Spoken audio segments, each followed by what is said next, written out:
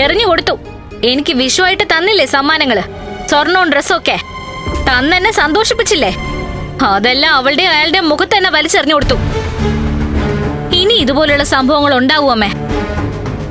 അപ്പൊ നമ്മൾ ഒരുപാടൊന്നും പ്രതീക്ഷിക്കരുത്, ഒരുപാട് സ്വപ്നങ്ങൾ കാണരുത്. എന്നാൽ ഇതുപോലൊരു ചതി ഞാൻ അവനിന്ന് പ്രതീക്ഷിച്ചില്ല മോളെ. അതുകൊണ്ട് തന്നെയാ അയാളുടെ 12ാമത്തെ വയസ്സ് മുതൽ വീൽ ചെയറിൽ ഇരിക്കേണ്ടി വന്നത്. എത്ര വലിയ ചികിത്സ നടത്തിയിട്ടും എഴുന്നേറ്റ് നടക്കാൻ പറ്റിയില്ലല്ലോ നന്ദി കെട്ടവന്. അവന്റെ കുഞ്ഞായിരിക്കും അവളുടെ വയറ്റിൽ കിടക്കുന്നതെന്ന് എനിക്ക് ഇപ്പോഴും വിശ്വസിക്കാൻ പറ്റുന്നില്ല.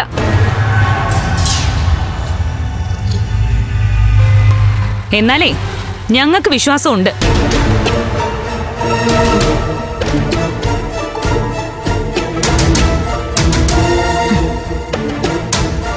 ദേ അടുത്ത അവതാരം എത്തിയിട്ടുണ്ട്. എന്താ എത്തിയാല്? ഇതെന്റെ ഏട്ടനും ഏട്ടത്തിക്കും അവകാശപ്പെട്ട വീടാ. ഇവിടേക്ക് അവരെ സ്നേഹിക്കുന്നവർക്കും അവരെ അംഗീകരിക്കുന്നവർക്കും ആരുടെയും മുഖം നോക്കാതെ കടന്നു വരാം. പിന്നെ ഇപ്പൊ പറഞ്ഞല്ലോ, ഏട്ടത്തിയുടെ വയറ്റില് കിടക്കുന്ന കുഞ്ഞ് ഏട്ടന്റെ ആണോന്ന് സംശയമുണ്ടെന്ന്. അതിനുള്ള മറുപടിയാ ഞാൻ ഇപ്പൊ പറഞ്ഞത്. ഈ നിൽക്കുന്നവള് വിശേഷം അറിയിച്ച അമ്മ സംശയിക്കണം.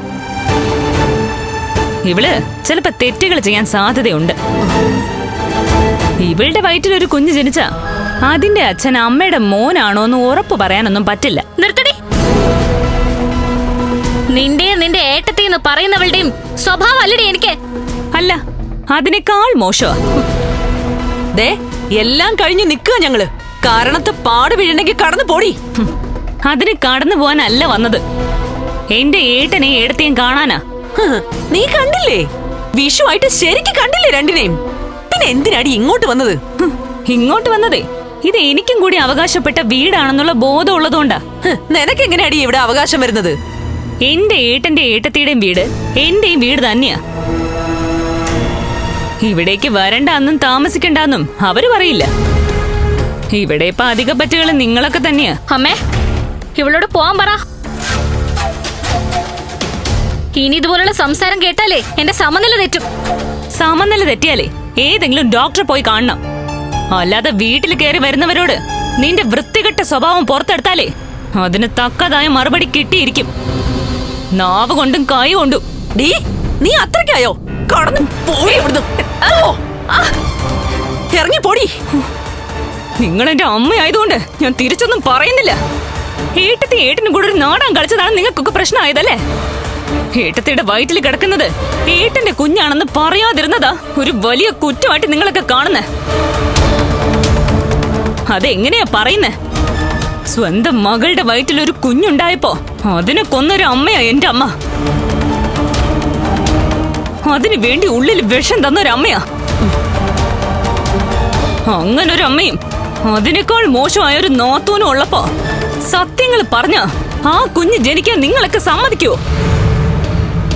കുഞ്ഞുങ്ങളോട് പോലും കരുണ കാണിക്കാത്ത മനുഷ്യത്വം ഇല്ലാത്തവരാ ഈ വീടിനകത്തുള്ളവര്.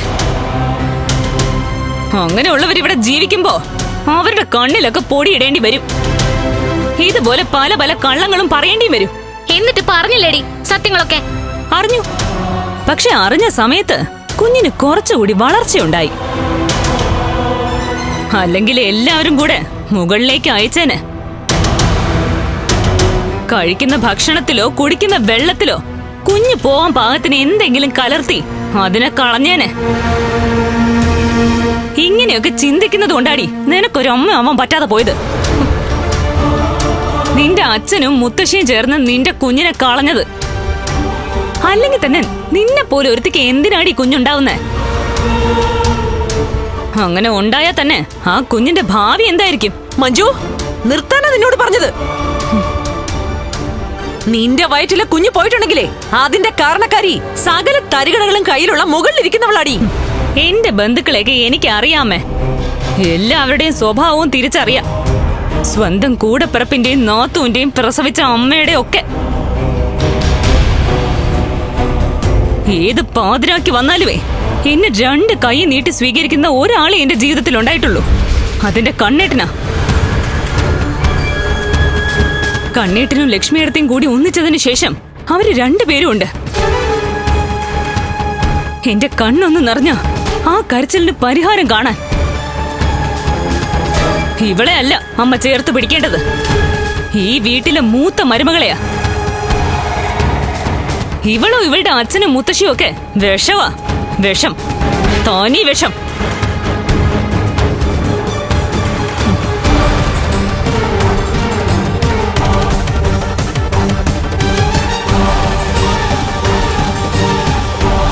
മോളെ, നീ അതൊന്നും കാര്യമാക്കണ്ട.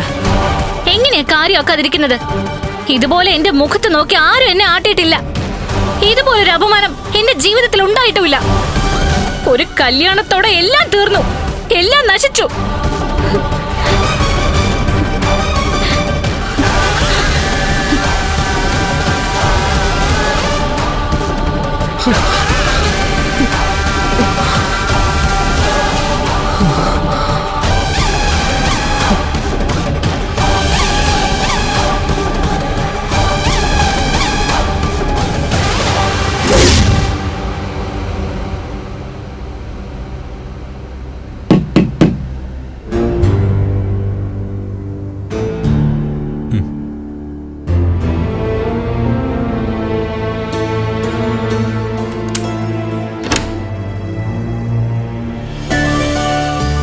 ആ, മഞ്ജുവായിരുന്നോ?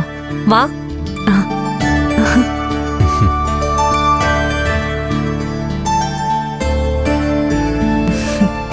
ഏതായാലും വലിയൊരു ടെൻഷൻ ഒഴിഞ്ഞു പോയല്ലോ ഏട്ടാ. അവിടെ ഏട്ടൻ കാണിച്ച ധൈര്യത്തെ അഭിനന്ദിക്കാതിരിക്കാൻ പറ്റില്ല. ഉണ്ണിക്ക് സംശയമുണ്ടെന്ന് തോന്നിയ സമയം മുതലേ നമ്മൾ ശ്രദ്ധിക്കേണ്ടതായിരുന്നു മഞ്ജു. എന്തിനാ ശ്രദ്ധിക്കുന്നത്? ഇതൊക്കെ എപ്പോഴായാലും അറിയണ്ടേ. അതുകൊണ്ട് ഇനി രണ്ടാൾക്കും ഒന്നിച്ച് നടക്കാമല്ലോ. അതന്നെ എന്റെ സന്തോഷം.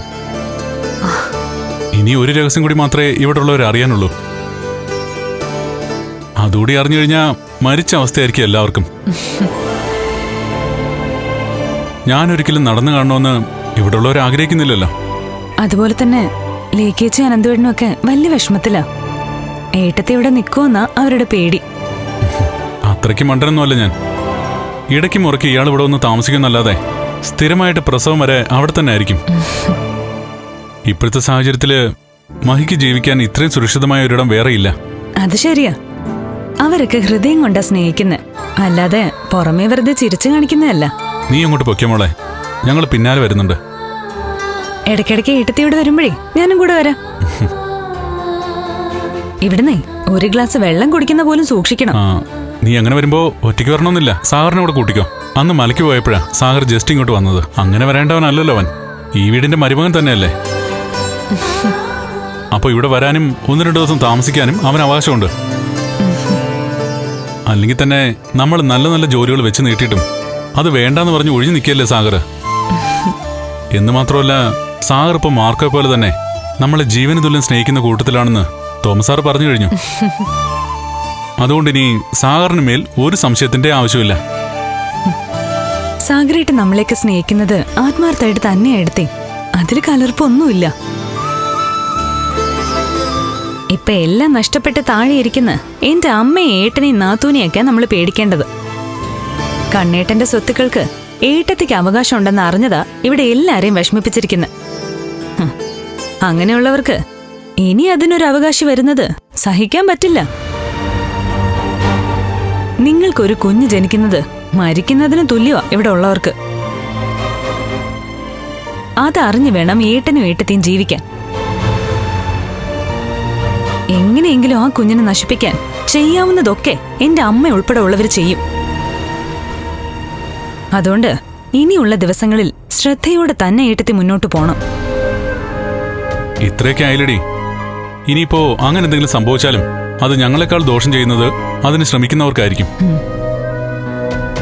പിന്നെ ഈ വീട്ടിൽ ആർക്കും സ്ഥാനം ഉണ്ടാവില്ലെന്ന് മാത്രമല്ല, ജനിക്കാത്ത കുഞ്ഞിനെ അമ്മയുടെ വയറ്റിൽ വെച്ച് അലസിപ്പിച്ച് കളയുന്നത് ആരാണെങ്കിലും അതിന് കാരണക്കാരായവരെയൊക്കെ കുറെ നാൾ ഞാൻ ജയിലിൽ കിടത്തും. പിന്നെ ഞങ്ങൾക്കൊരു കുഞ്ഞൊക്കെ ജനിച്ച് അതിനൊരു 5-6 വയസ്സ് കഴിഞ്ഞതിന് ശേഷം മാത്രമേ നമ്മുടെ ശത്രുക്കളൊക്കെ ജയിലിൽ നിന്ന് പുറത്തു വരൂ. ഇടയ്ക്ക് സംസാരിക്കുമ്പോ അതേപ്പറ്റി കേട്ടൻ ധൈര്യമായിട്ട് പറഞ്ഞു. അങ്ങനെ ഒരു ഭയമേ എല്ലാവരുടെയും മനസ്സിൽ കിടക്കട്ടെ.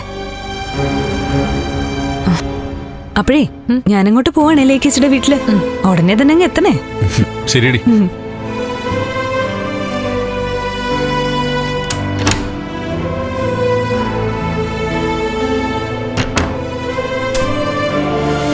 കുഞ്ഞൊക്കെ ജനിച്ചു കഴിഞ്ഞാൽ അവളെ സാഗറിനെയൊക്കെ ഇവിടെ നിർത്തുന്നതിനെ പറ്റി നമ്മൾ ആലോചിക്കണം. അതുകൊണ്ട് ശ്വാസം മുട്ടുള്ളവര് പുറത്തു വയ്ക്കോട്ടെ.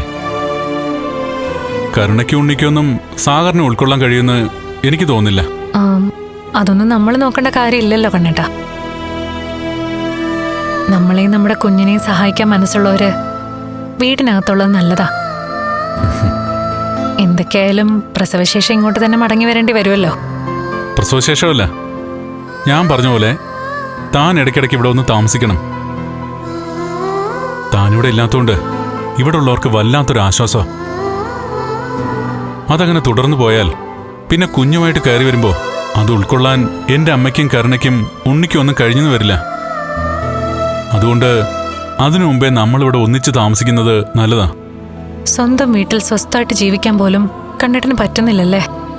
രണ്ടാനമ്മയായാലും രണ്ടാനച്ഛനായാലും അവർ സ്വന്തം മക്കളെ പോലെ തന്നെ മറ്റു മക്കളെ കാണുന്നത് വിരളമാണ്. പക്ഷേ സ്നേഹത്തിന്റെ ഒരു കണിക പോലും എന്റെ രണ്ടാനമ്മയ്ക്ക് എന്നോടില്ല. അതുകൊണ്ടാ പല സമയത്തും ആംബുലൻസ് ഈ വീടിന്റെ മുമ്പിൽ വന്ന് നിൽക്കുന്നതും വെള്ള പുതച്ച് നമ്മളെ പുറത്തേക്ക് എടുക്കുന്നതൊക്കെ അവർ സ്വപ്നം കാണുന്നത്, അതിനുവേണ്ടി കാത്തിരിക്കുന്നത്. എന്റെ അച്ഛൻ രണ്ടാമതൊരു വിവാഹം കഴിച്ചത് എന്റെ അമ്മയെ മറന്നിട്ടല്ല, പകരം എനിക്ക് തുണയായിട്ട് ഒരമ്മയെ കിട്ടുമല്ലോ എന്ന് കരുതിയിട്ടാ. പക്ഷേ ആ അമ്മ കൊലയാളിയുടെ മനസ്സോടെയാ ഈ വീട്ടിലേക്ക് കയറി വരുന്നതെന്ന് അച്ഛൻ സ്വപ്നത്തിൽ പോലും ചിന്തിച്ചു കാണില്ല.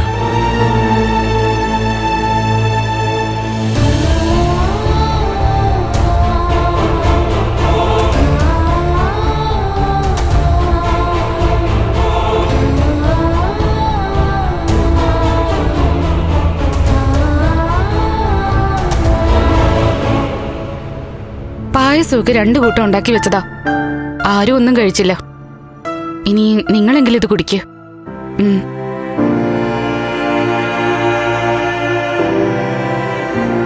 അവിടുത്തെ കാര്യങ്ങളൊന്നും അറിയാഞ്ഞിട്ട് ഒരു സമാധാനവും ഇല്ല. സമാധാനം കളയേണ്ട ലേഖേച്ചി, ഏട്ടത്തി ഇങ്ങോട്ട് തന്നെ വരും. അങ്ങനെ പറഞ്ഞോ? ആ പറഞ്ഞു. അല്ലെങ്കിലും ഏട്ടനും ഏട്ടത്തിക്കും അറിയാം അവിടെ നിൽക്കുന്നതിനേക്കാൾ സേഫ് ഇവിടെയാണെന്ന്. അവിടെ ഇപ്പോ എങ്ങനെയുണ്ട് മഞ്ജു? എങ്ങനെയുണ്ടെന്ന് പറയേണ്ട കാര്യമില്ലല്ലോ. എല്ലാം നഷ്ടപ്പെട്ടതുപോലെ ഇരിക്കുക 3 ആളും. എന്റെ വയറ്റിലൊരു കുഞ്ഞുണ്ടെന്ന് കരുതി അതിനെ നശിപ്പിക്കാൻ നോക്കിയതല്ലേ എന്റെ അമ്മ. പിന്നെ എങ്ങനെ സത്യം പറയുമെന്ന് ഞാൻ മുഖത്ത് നോക്കി ചോദിച്ചു. എന്തായാലും വിഷുവായിട്ട് 3 ആൾക്ക് നല്ല വിഷുസദ്യ തന്നെയാ കിട്ടിയത്. കണ്ണേട്ടൻ പറഞ്ഞോ മഹി ഇങ്ങോട്ട് വിടാന്ന്?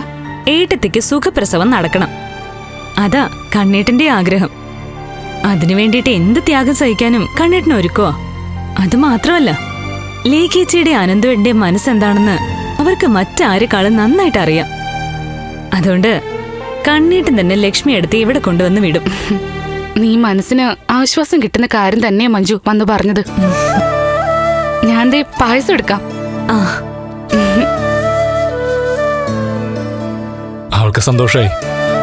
ഇനി മഹി ഇങ്ങോട്ട് വരുമെന്നായിരുന്നു അവളുടെ സംശയം. അക്കാര്യത്തിൽ ആർക്കും ഒരു സംശയവും വേണ്ട. ലേഖേച്ചി ആഗ്രഹിക്കുന്നത് പോലെ കുഞ്ഞ് ജനിച്ചു കഴിഞ്ഞാ ലേഖേച്ചിക്ക് കുഞ്ഞിന്റെ രണ്ടാനമ്മയാവാം. അതിനൊന്നും ഒരു തടസ്സവും ഇല്ല.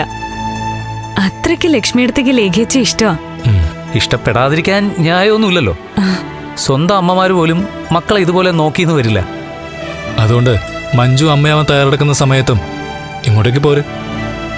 നിനക്കും പോയി നിൽക്കാൻ നിന്റെ വീടില്ലല്ലോ.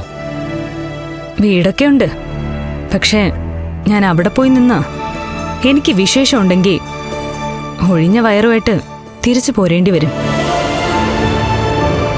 എന്റെ അമ്മ തന്നെ വയറ്റിൽ കിടക്കുന്ന കുഞ്ഞിനെ കൊല്ലും. അങ്ങനൊരമ്മയാ എനിക്ക് കിട്ടിയത്.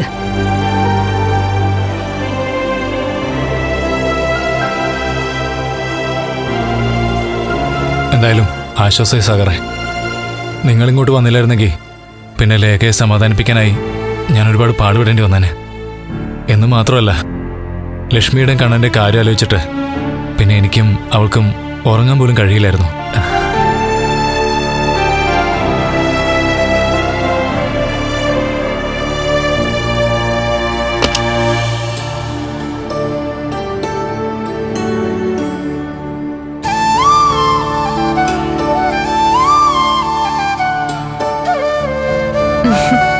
പറ്റി.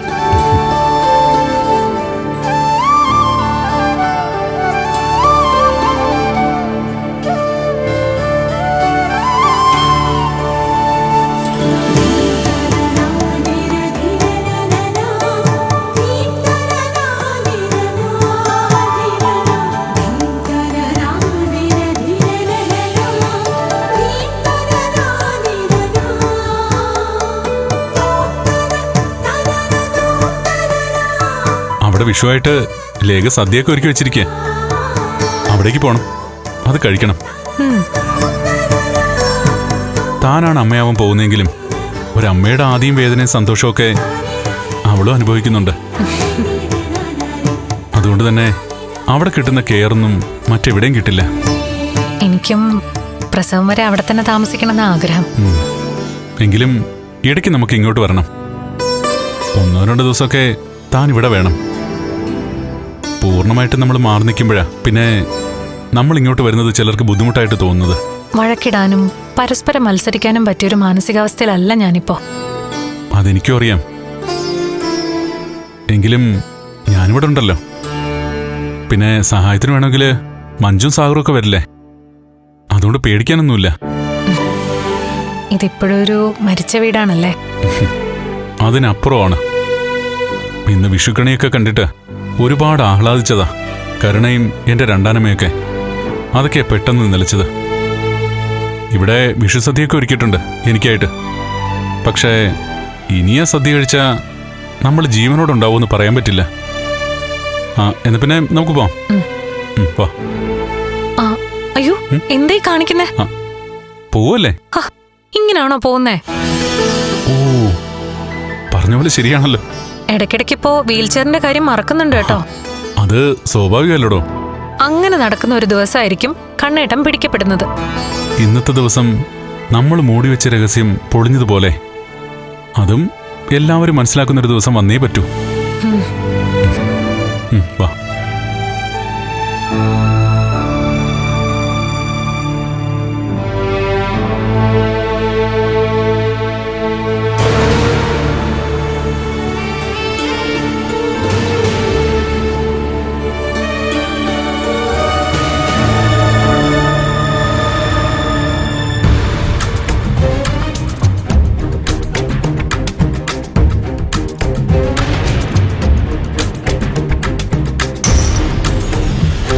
വിഷുസദ്യയൊന്നും ആർക്കും വേണ്ടേ? എന്താ എന്നെ കളിയാക്കുകയാണോ? കളിയാക്കിയത് ഞാനല്ല, നീ എന്നെയാ. അതിന് നിനക്ക് തക്കതായ ശിക്ഷ തരേണ്ടതാ. ശിക്ഷിച്ചോ? ഇനി ഇതിനപ്പുറം വലിയ ശിക്ഷ കിട്ടാനില്ലല്ലോ. ദേ, നിങ്ങൾ തമ്മിൽ വെറുതെ വഴക്കിടല്ലേ? എന്തിനാ അമ്മ ഇങ്ങനെ ജീവിച്ചിരിക്കുന്നെ? നമ്മളൊക്കെ കൊല്ലാതെ കൊന്നില്ലേ 2 എണ്ണം കൂടി?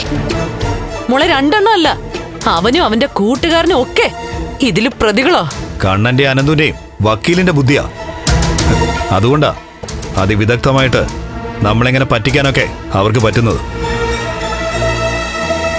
നീ പറഞ്ഞത് വളരെ ശരിയാടാ ഉണ്ണി.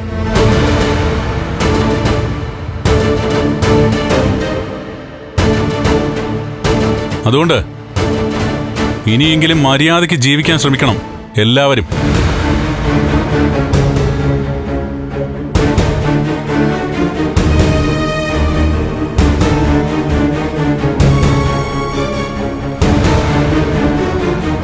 എന്റെ വീട്ടിലെ എന്റെ ഭാര്യയും ഇയാളുടെ വയറ്റിൽ കിടക്കുന്ന കുഞ്ഞും സുരക്ഷിതരല്ലാത്തതുകൊണ്ട് ഇയാൾക്ക് ഏറ്റവും പരിചരണം കിട്ടുന്ന സ്ഥലത്തേക്ക് തന്നെ ഞാൻ ഇയാളെ കൊണ്ടുപോവാം.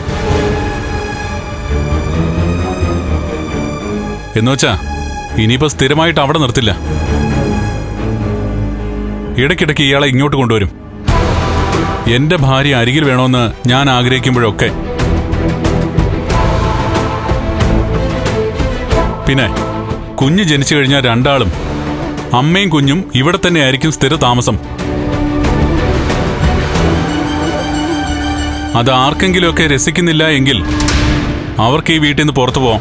അത് തന്നെയാണല്ലോ ഇയാളുടെ മനസ്സിലിരിപ്പും. എന്റെ അമ്മയെന്ന് വിളിച്ചുകൊണ്ട് ആട്ടി ഇറക്കാൻ പറ്റത്തില്ല. വീട് വിട്ട് പോവാൻ പറയാനും പറ്റത്തില്ല.